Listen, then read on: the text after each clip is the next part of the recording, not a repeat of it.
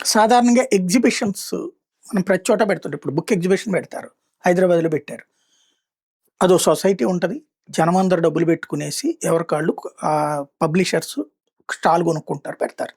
మనం టికెట్ పెట్టుకొని ఎళ్తాం, కొనుక్కుంటాం. లేకపోతే టికెట్ లేకుండా కూడా అలౌ చేయరు.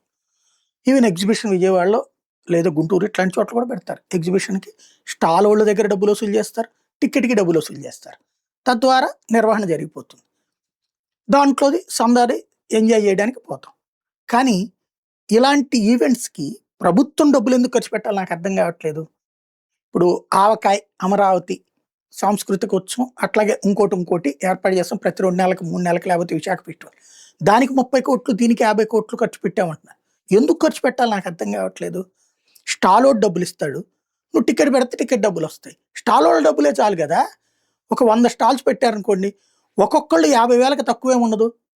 లేదు ఒక్కొక్కళ్ళు 5,000 యేసుకున్నా 100 5లు ఫర్ డేకెంతని వసూలు చేస్తారు. ఇందులో డబ్బులేం ప్రభుత్వానికి ఖర్చవుతది దాంట్లో? అది ఈవెంట్ మేనేజర్‌లకి ఇచ్చిన ఆళ్ళే చేసేస్తారు కదా! ఎందుకు ఖర్చవుతున్నయి?